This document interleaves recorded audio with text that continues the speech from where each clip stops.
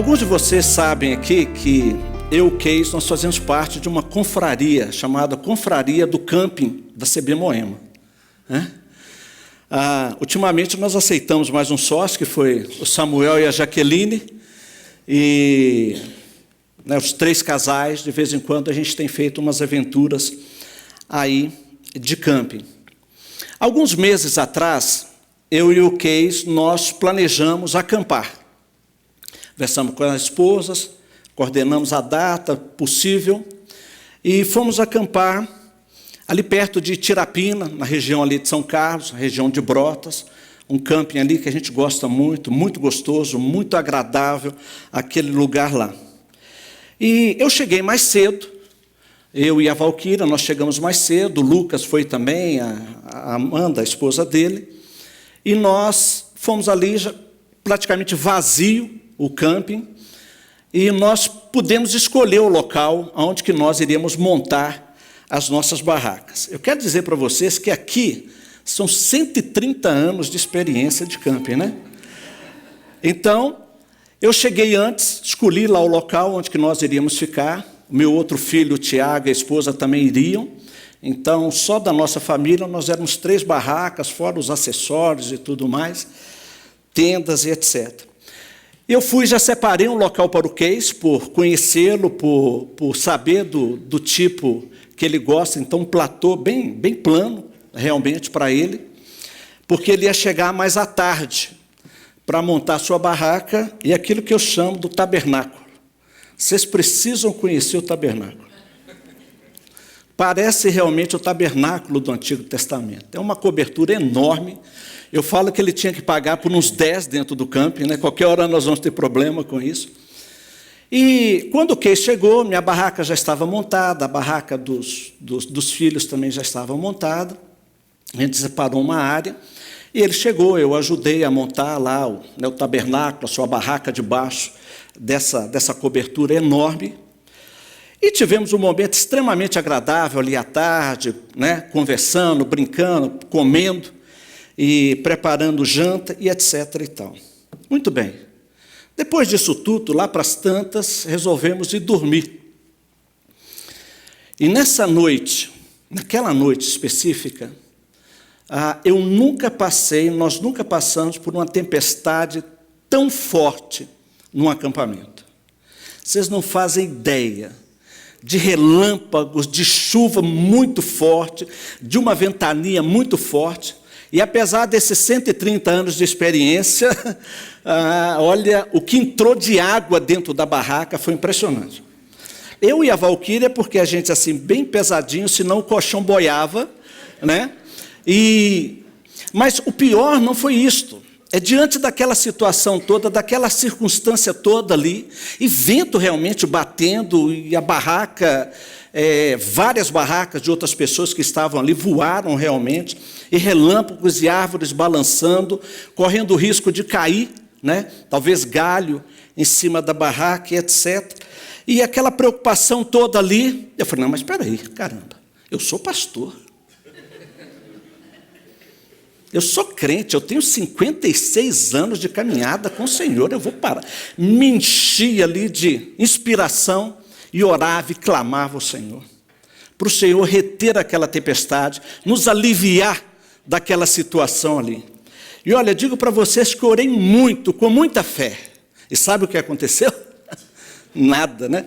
Continuou aquela tempestade, parece que mais forte ainda. E aí eu me enchi assim de um pentecostalismo naquele momento ali, e eu disse, em nome de Jesus, eu te ordeno que pare. E nada. Continuou do mesmo jeito. E eu cheguei à seguinte conclusão, falei, olha, eu acho que só Jesus não vai dar conta. Então, em nome do Pai, do Filho e do Espírito Santo, eu te ordeno, pare. E não parou, e confesso a vocês que foi difícil dormir realmente, com tudo molhado, aquela coisa toda. E vencido pelo cansaço, nós realmente acabamos dormindo. E de manhã cedo, quando levantamos, vimos o estrago que tinha acontecido ali no camping. Uma das tendas que o Keis iria me emprestar lá para montar uma outra barraca, aquilo foi parar longe, né? Rasgou, estragou um pouco e tudo mais. Nos meus questionamentos durante esse período, por que Deus não ouviu a minha oração? Por que Deus não me atendeu? Por que que Deus não atendeu o pedido, o clamor de um dos seus filhos? A verdade é que essa história de oração é um mistério. Vocês já imaginaram se Deus fosse ouvir todas as orações e atender? Esse mundo seria um caos. Mas eu tirei lições daquilo ali, porque no dia seguinte, não somente eu, o Casey, depois o Samuel chegou, depois dessa bagunça toda, o Samuel chegou, e nós fomos ajudá-lo, inclusive, a montar a sua barraca. É de ver como trabalhamos juntos, como trabalhamos em união, em unidade, tentando solucionar, ajudar, inclusive, as outras pessoas que lá estavam. O dia amanheceu belíssimo. Pudemos tomar café todos juntos. Depois o almoço, todo mundo junto. Mais no final da tarde, depois que o Samuel chegou também, fazer um churrasco ali. E esse companheirismo, esse estar junto, essa unidade, voltada por um propósito só, que era ter o conforto e fazer daquele momento ali o melhor das coisas. Mas Deus também falou ao meu coração. E Ele me disse o seguinte: Geovaldo, não é o que você quer, não é o que você pede, mas eu sei o que é melhor para você, como para as outras pessoas também.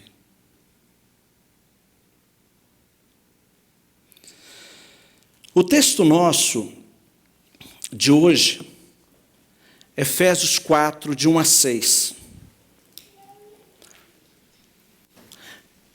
Vai falar de unidade. Unidade semelhante a essa que nós tivemos lá no camping, depois nos outros dias.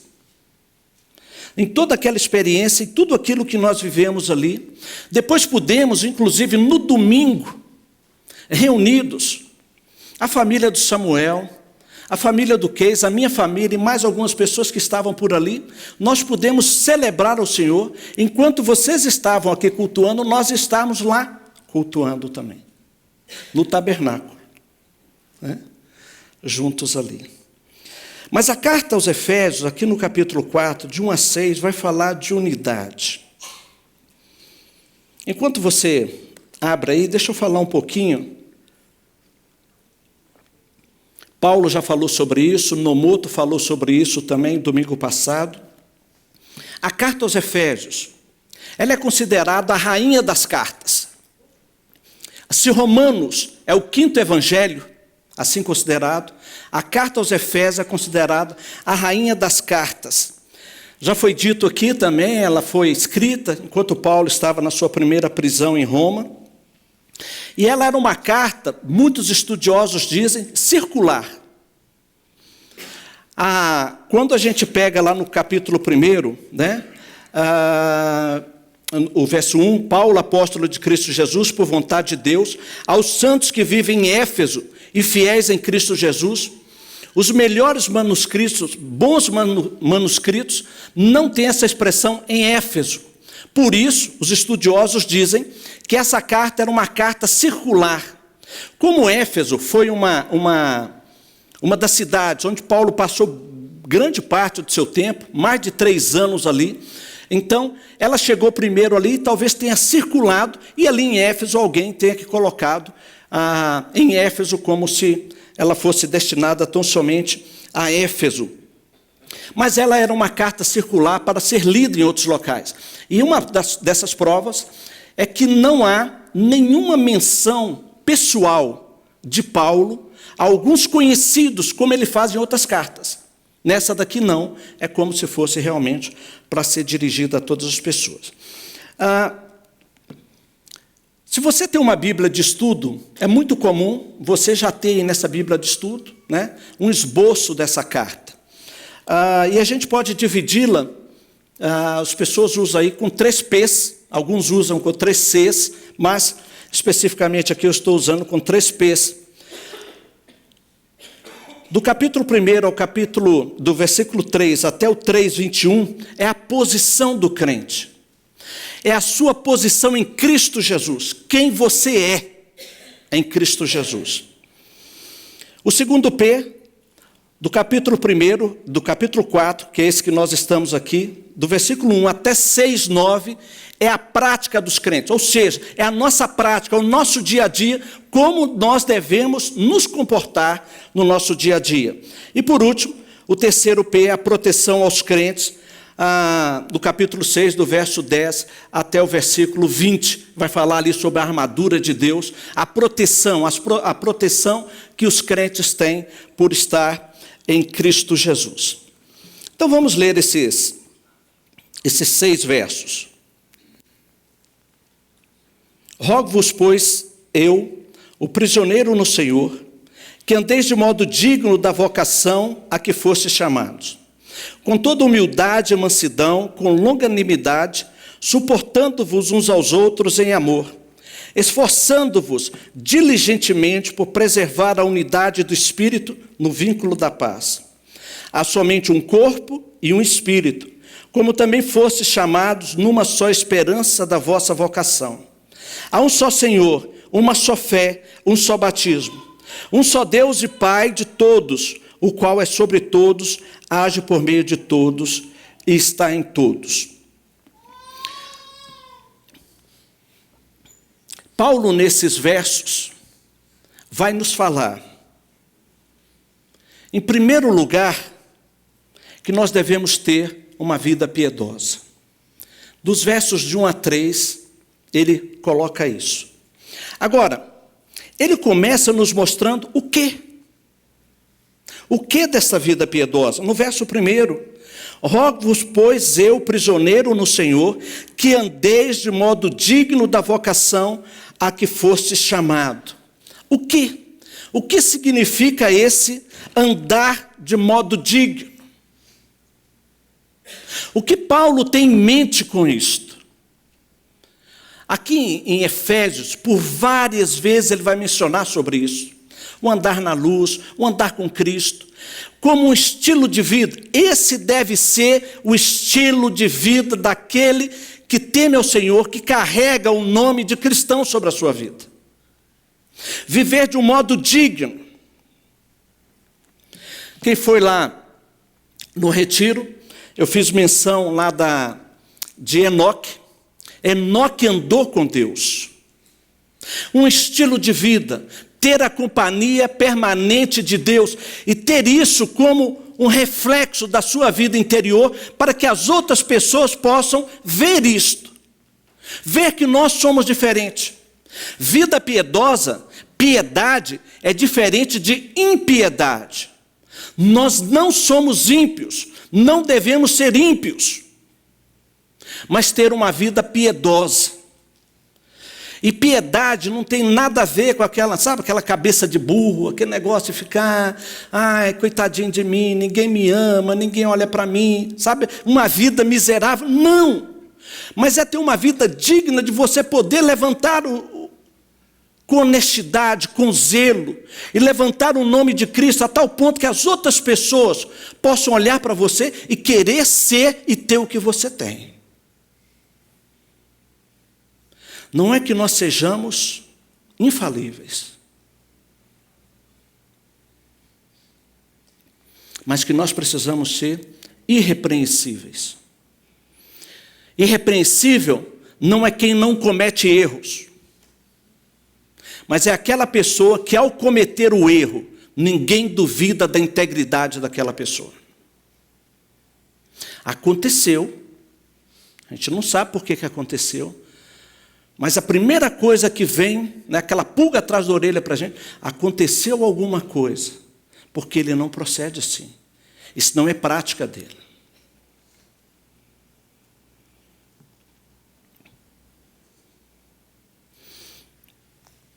Eu tenho vários filmes que eu gosto muito, eu já mencionei isso aqui. Um deles é O Resgate do Soldado Ryan. E lá no final do filme, né? Contar a história para vocês aqui, mas vários de vocês já assistiram. Lá no final, quando o Capitão Miller está morrendo,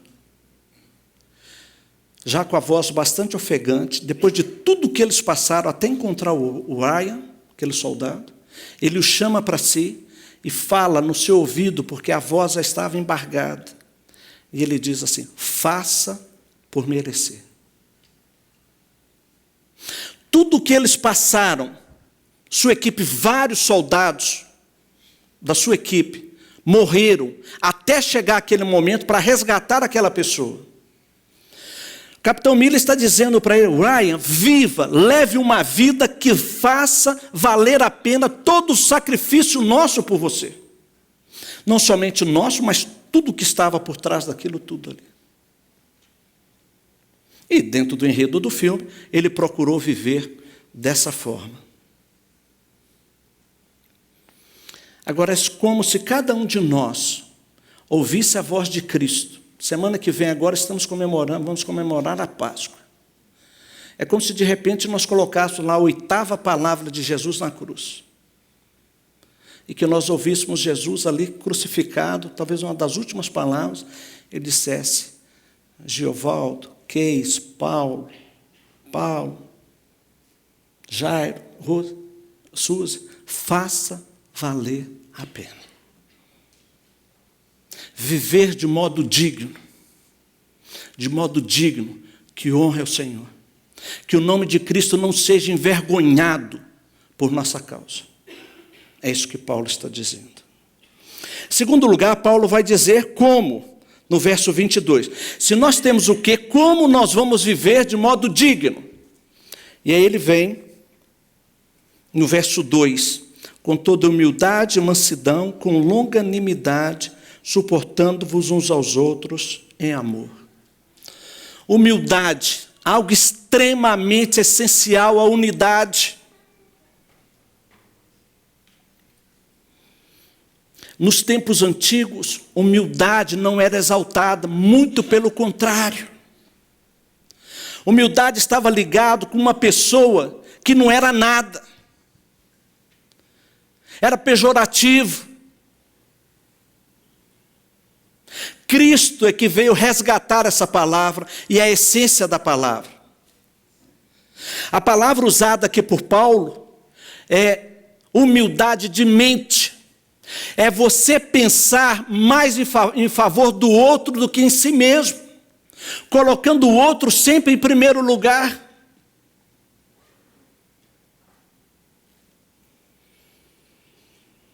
Paulo vai falar sobre mansidão. Mansidão não é você ser frouxo, é você ser bobo. Não. É você ter a força sob controle. É sair aí sim, nas manifestações, mas saber se controlar, se colocar no seu devido lugar. E ali dar bom testemunho. É você conhecer os seus limites e saber até onde você consegue ir. Longanimidade, você ter ânimo longo. É o tal de andar a 2ª, a 3ª, a 4ª, a 10ª milha. É ser paciente. É saber esperar o momento certo. Paulo vai falar sobre suportando-vos uns aos outros, ou seja, uma dedicação ao outro. E o suportar aqui não é simplesmente, a palavra lá quer dizer, não é que você vai aguentar aquele chato. Mas suportar até no sentido de carregar, de ser suporte, de socorrer, até na chatura dele. De ser ombro, de ser ouvido.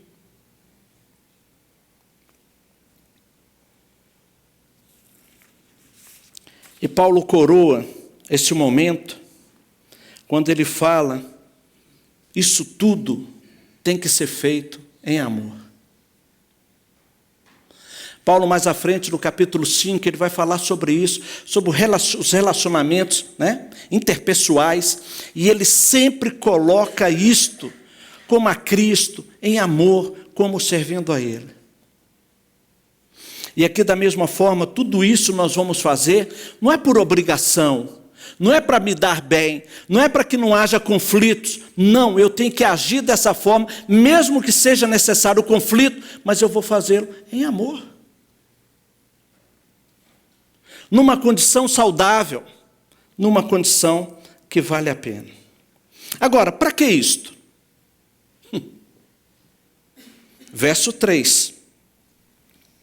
Esforçando-vos diligentemente por preservar a unidade do Espírito no vínculo da paz. Para que isto? Para preservar a unidade. A unidade semelhante ao que nós tivemos lá no camping. De caminhar juntos. Não adianta o Keis puxar, né, a tenda para um lado e eu puxo para o outro. Não vai dar certo. Mas trabalhando com coesão, com unidade, com o mesmo pensar. Paulo vai falar em Filipenses, advertindo duas mulheres, que vocês pensem concordemente, tenham o mesmo pensar. Preserve essa unidade.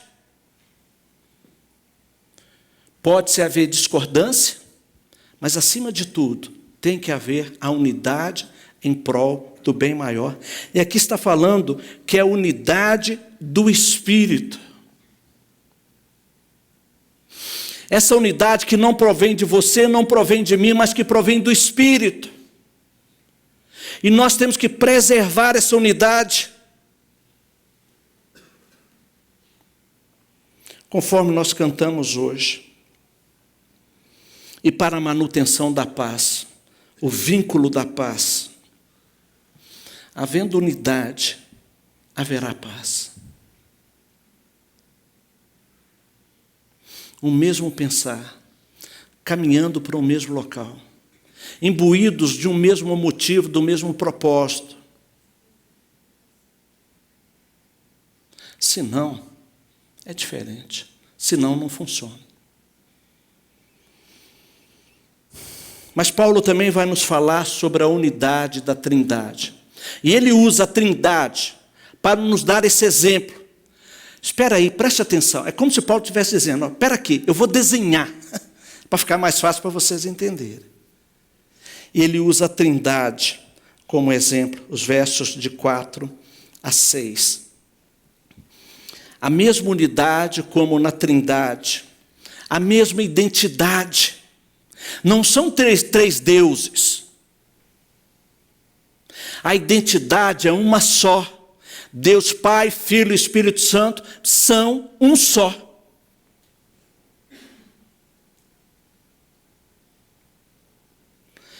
Apesar de terem funções diferentes, ações diferentes, manifestações diferentes, mas a mesma identidade, porque eles têm o mesmo propósito.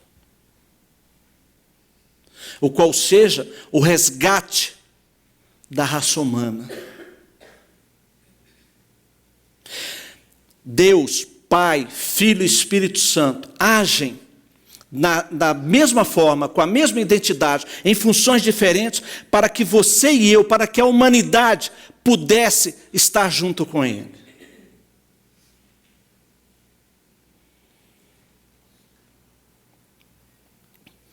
É por isso que Hebreus vai dizer que Deus, na eternidade, já tinha preparado a nossa salvação através de Cristo Jesus.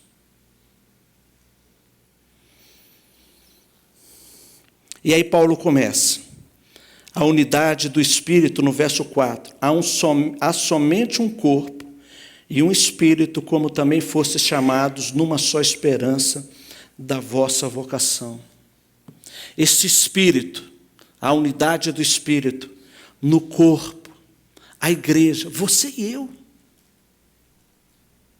Há um tempo atrás corria aí, meio que uma heresia, que aonde você estiver, você é a igreja. Não, não é. Ou um tijolo é uma casa. Você faz parte da igreja como eu faço. Mas nós nos tornamos igreja quando estamos aqui assim, quando nos reunimos no pequeno grupo. Como agimos, nos portamos como igreja, como uma comunidade. Uma comunidade que foi tirada de dentro de uma sociedade para se criar uma nova sociedade, como John Stott fala a respeito aqui em Efésios. Nós somos a nova sociedade em Cristo, uma nova comunidade. Aliás, nós somos extremamente felizes, né, com o nome, digamos assim, da nossa igreja, Comunidade Batista em Moema.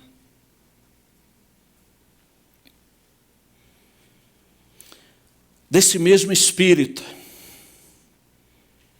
o Espírito do Senhor, terceira pessoa da Trindade, cantamos isto aqui. Aquele que vem, aquele que é o selo da nossa salvação, da nossa esperança. O Espírito Santo que habita em você, que habita em mim. A gente tem uma liberdade poética, né? Ao falar que Cristo está em mim. Não é Cristo que está em você, é o Espírito que está. Isso é uma liberdade poética nossa. Mas é o Espírito que está em você, é esse Espírito que fica constrangido, é esse Espírito que te ajuda a orar, e às vezes até com gemidos inexprimíveis. Ele que é o seu consolador, ele que vem aplacar a sua raiva, a sua ira, o seu sofrer. É ele que foi deixado por Cristo aqui. E se nós existimos depois de mais de 2000 anos, é por causa desse Espírito, por causa da unidade que esse Espírito opera na igreja. Igreja essa que as portas do inferno não vão fechar.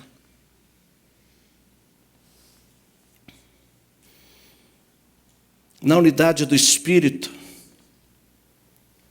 a mesma esperança da vossa vocação. No versículo 1, Paulo vai falar sobre vocação também. A vocação a que fostes chamados. Hoje nós estudamos lá no curso Espiritualidade Emocionalmente Saudável. Conheça-se a si mesmo para conhecer a Deus. Descubra a vocação pela qual Deus chamou você. Em Romanos capítulo 11, verso 29, olha que coisa linda que Paulo fala a esse respeito.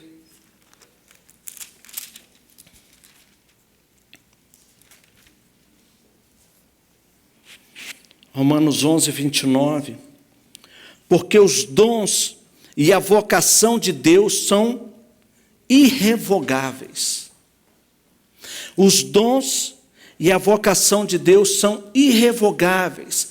Deus o chamou para si, Deus me chamou para si, porque Ele tem um propósito, Ele tem uma vocação para nós. Em Efésios 2,10 vai falar sobre isso também, pois somos feitura dele, criados em Cristo Jesus, para as boas obras, as quais Deus de antemão preparou para que andássemos nela. Conta-se a história de um mestre racídico, chamado Zuzia. E ele já avançado em idade, ele disse o seguinte: nos tempos vindouros, ninguém vai chegar para mim e perguntar assim, por que você não foi Moisés? Mas eles vão de me perguntar, por que você não foi Zuzia?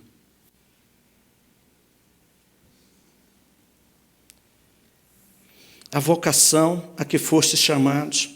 E aqui agora, no versículo 4, Paulo vai falar sobre a esperança da vocação, da vossa vocação.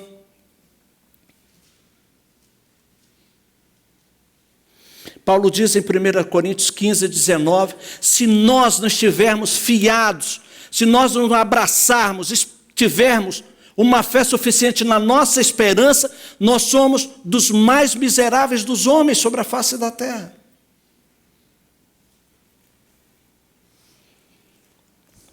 A unidade do Espírito. Também vai falar sobre a unidade do Filho, no verso 5. Porque há um só Senhor, uma só fé, um só batismo. Cristo é, antes de tudo, antes de ser o seu Salvador, seu Senhor.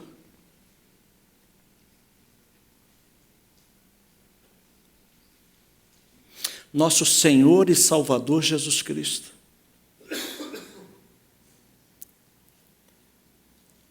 Ele é aquele que tem todo o direito sobre você e sobre mim, porque Ele nos comprou. Aquela cruz, os pecados que Ele levou sobre si, era seu, era meu. E Ele pagou um preço altíssimo. A graça é de graça, mas não é de graça. A graça foi nos dada por Cristo Jesus, mas teve um preço altíssimo, não nosso. Aliás, eu digo que a única contribuição nossa para a nossa salvação é um monte de pecado. O resto é tudo com Deus.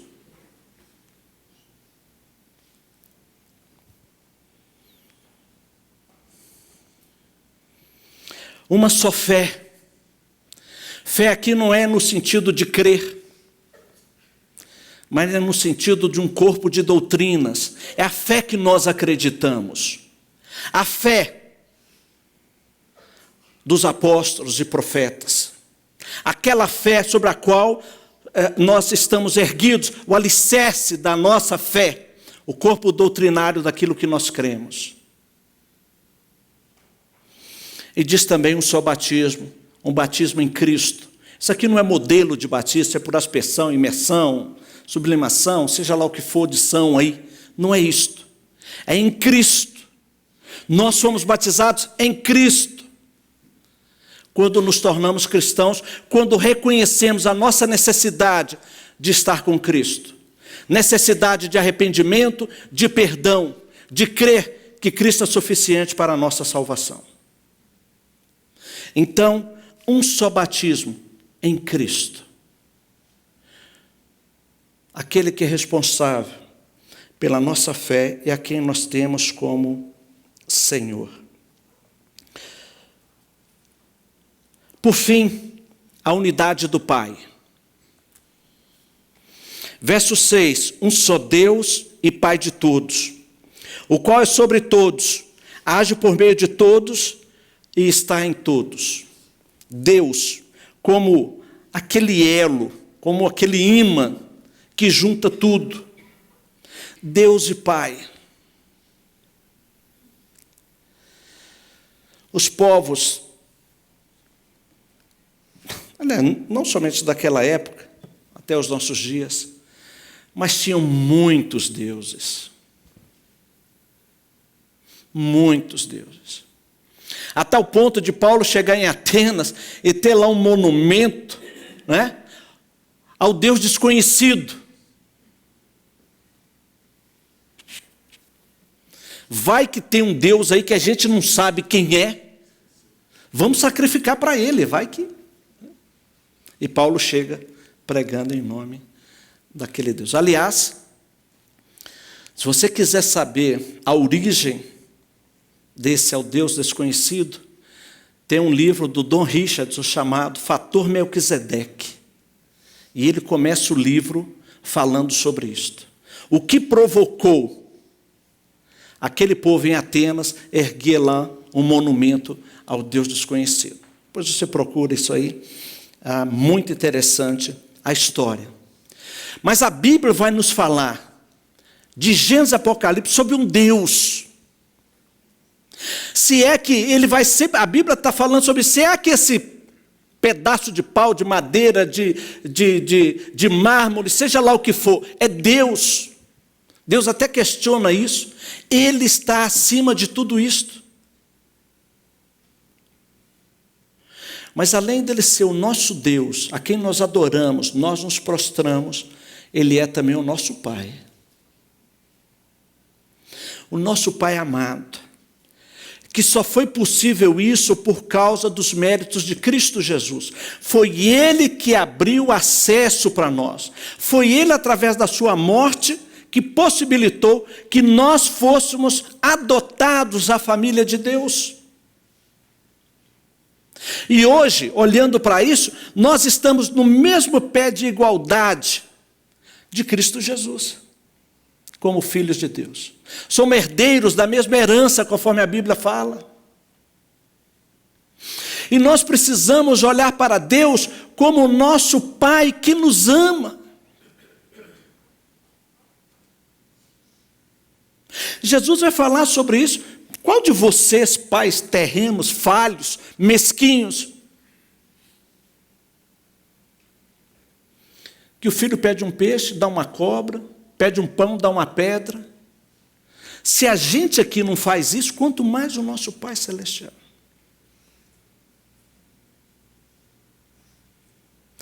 É bem verdade que, infelizmente, algumas pessoas têm dificuldade de olhar para Deus como um Pai amoroso por causa do seu pai terreno. A figura paterna do seu pai não é das melhores, a experiência não é das melhores. Mas o nosso Pai Celestial é extremamente amoroso e quer nos ouvir, e quer nos abraçar, e quer nos receber. Nem sempre nos dando aquilo que nós pedimos, como foi o meu caso lá com a chuva. Mas sabendo o que é melhor para nós.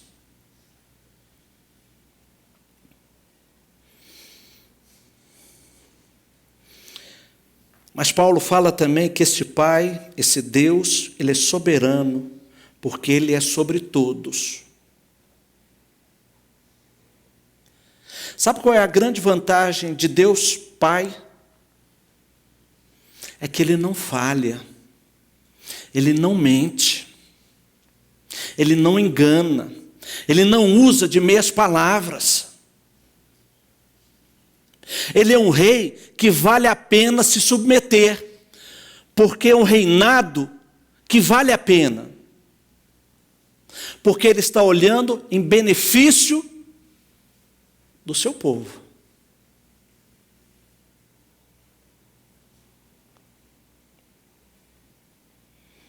Agora diz que interessante que Ele age por meio de todos.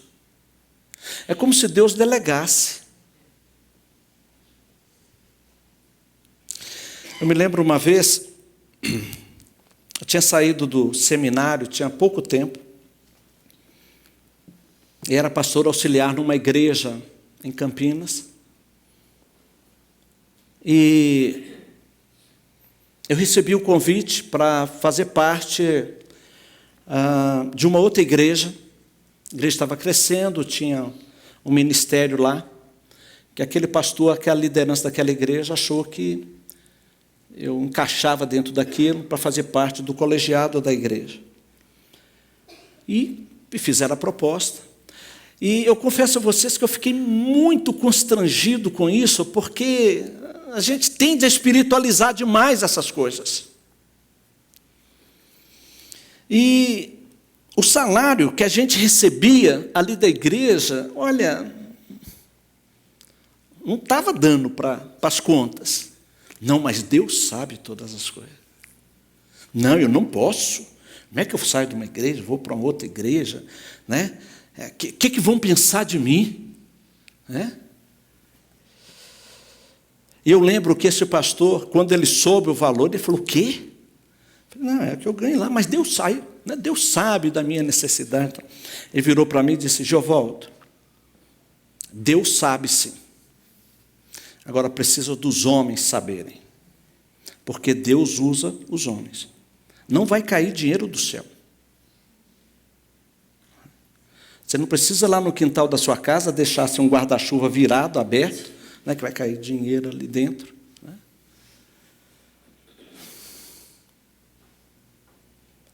Deus usa as pessoas. Estamos orando aqui agora pela Suzy, pela família do Douglas, por várias situações, e Deus usa quem? Nós é que temos que chegar, nós é que temos que ir, as pessoas, e eu tenho que permitir que as pessoas venham a mim para me socorrer. Isso tem a ver com unidade. Deus vai usar estas pessoas, Deus vai usar você, outras pessoas, para me abençoar. E eu tenho que entender isto, e eu tenho que aceitar isto, e eu tenho que permitir, eu tenho que me abrir para que isso aconteça. É como se Deus estivesse delegando a bênção.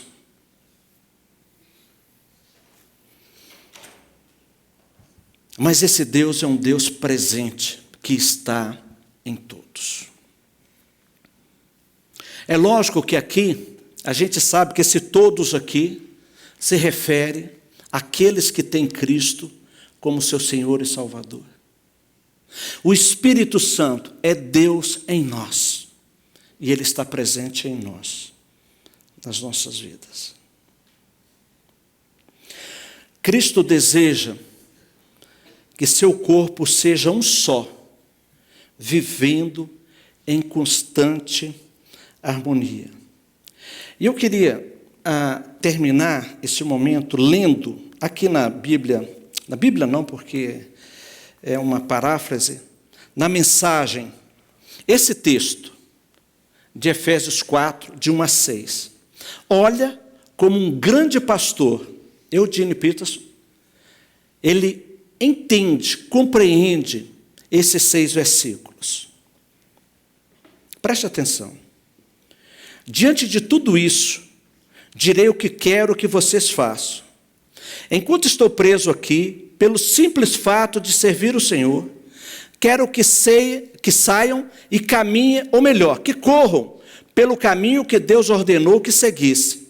Não quero que ninguém fique de braços cruzados. Não saiam por aí por caminho que não leva a lugar nenhum.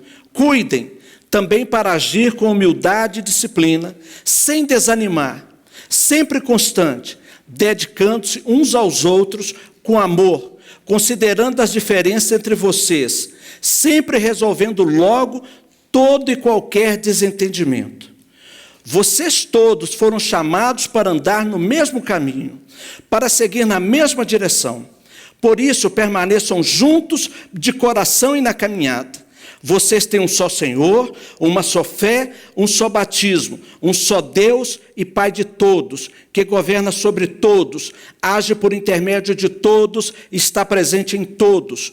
Tudo que vocês são, pensam e fazem é permeado por essa linda unidade. Nós não somos independentes. Eu dependo de você, você depende de quem está sentado do seu lado. Nós fazemos parte dessa unidade chamada corpo de Cristo, a igreja. E, meus irmãos, nós precisamos descer, muitas vezes, dos nossos preconceitos, orgulhos, e olhar para quem está ao nosso lado, agradecer a Deus por essa pessoa que está do seu lado, mas mais do que isto, caminhar juntos. Sentar juntos, chorar juntos, orar um pelo outro. Eu não conheço por nome a maioria de vocês aqui. Não sei onde vocês moram. Essa intimidade que eu tenho com o Keis, com outras pessoas aqui da igreja, eu não tenho com todos vocês, é falha minha, eu sei disso. Mas nós temos que nos permitir, a bom termo, a confraria, do campo e da CBMOM está aberta às novas, se quiserem fazer parte. Então, nós precisamos disso. Como a Joelma disse hoje lá no curso Espiritualidade, tem coisa mais gostosa de que nós estarmos sentados à mesa, compartilhando o pão, a comida, o churrasco, o feijão, e etc. e tal, do que ficar ali horas conversando, batendo papo. E conversa vai, conversa vem, etc. E você ali, tem coisa melhor que isso? Tem coisa melhor do que estar num campo, que estar numa praia, com amigos, com pessoas queridas, compartilhando. se revelando, se desnudando. É isso que Deus quer que nós façamos, porque Ele sabe que assim a igreja é uma.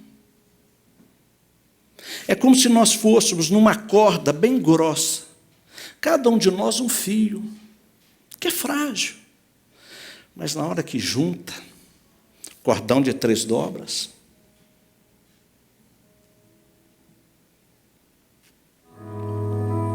curva sua cabeça, vamos orar. Senhor Deus, obrigado pelo Senhor, onde nos encontraríamos descanso para as nossas almas, onde nós encontraríamos um ombro amigo para chorar e ser ouvido, senão o Senhor. Obrigado porque através de Jesus Cristo, pelo sangue remidor de Cristo Jesus, nós fomos aceitos por Ti, para fazer parte da Tua grande família. Parte dessa grande família, Senhor, se reúne hoje, aqui e agora. São os meus irmãos e irmãs em Cristo. Pai, eu Te agradeço por cada um deles. Que o Senhor possa permitir, Deus, que nós aqui sejamos um, como o Senhor é. Senhor, que o Senhor seja a liga entre nós, criando unidade, companheirismo, caminhar juntos. E assim, Pai, que o mundo possa ver que somos um no Senhor, que amamos o Senhor e que nos amamos. Que a Tua graça, a Tua misericórdia seja sobre nós, não somente hoje, mas para todo sempre. Amém, Senhor.